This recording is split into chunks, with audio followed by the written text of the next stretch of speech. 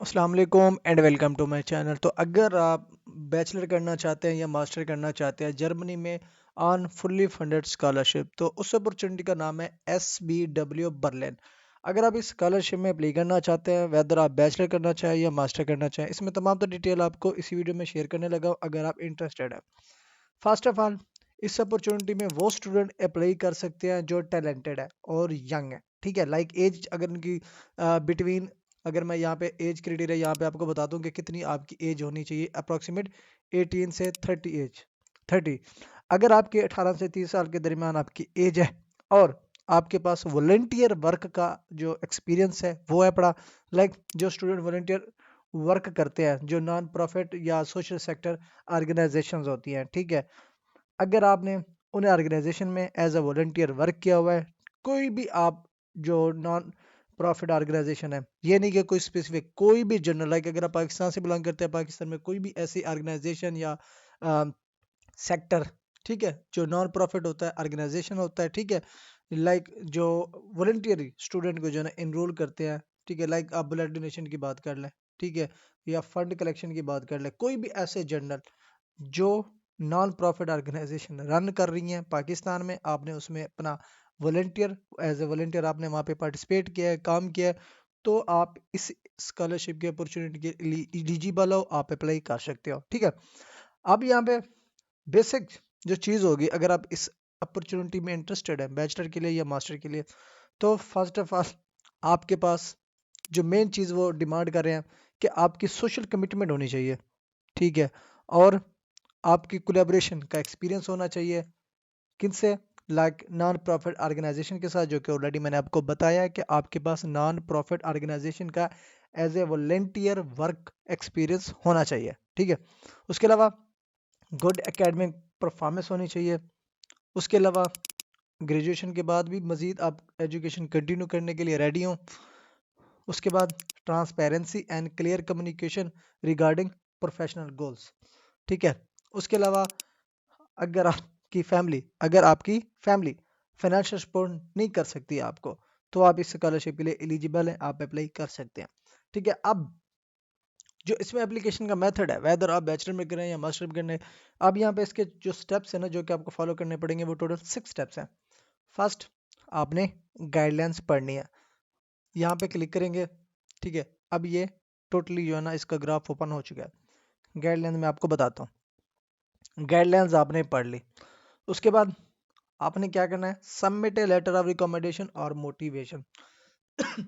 अब ये जो लेटर है ना, ये जो नॉन प्रॉफिट ऑर्गेनाइजेशन के साथ आपने एज ए वॉलंटियर वर्क किया, मिनिमम 2 ऑर्गेनाइजेशन से आपने जो है ना अपना लेटर्स बनवाने हैं, रिकमेंडेशन लेटर्स।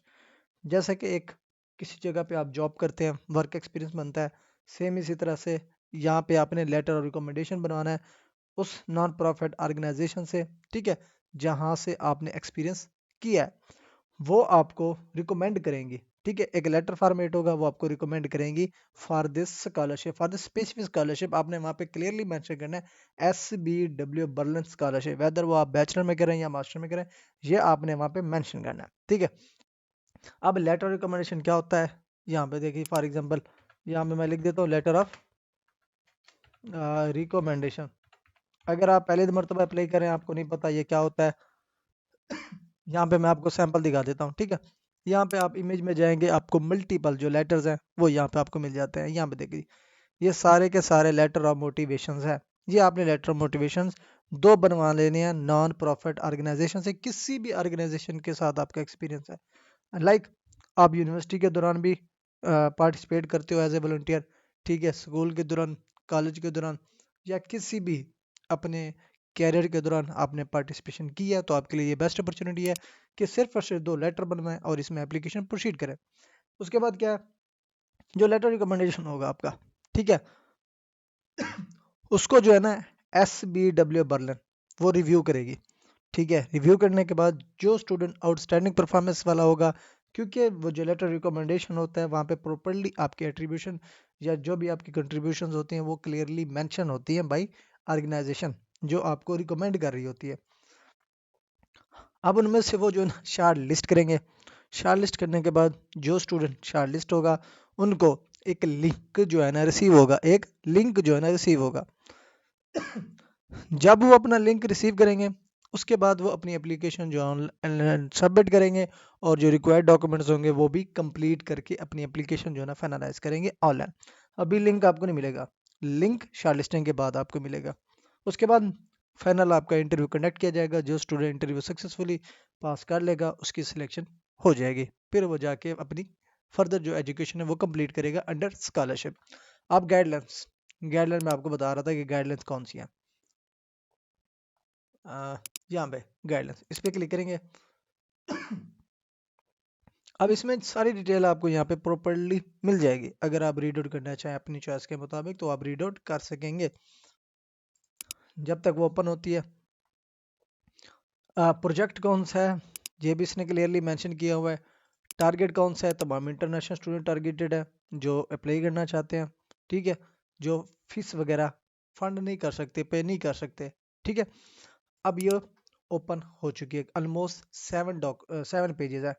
अब यहाँ पे आपको इस अपॉर्चुनिटी के ऑब्जेक्टिव्स मिल जाते हैं। ऑब्जेक्टिव से क्या है, अ, इसकी एप्लीकेशन से एक्सपेक्टेशन क्या है, लाइक वो क्या डिमांड कर रहे हैं जो स्टूडेंट यहाँ पे अप्लाई करना चाहता है, ठीक है।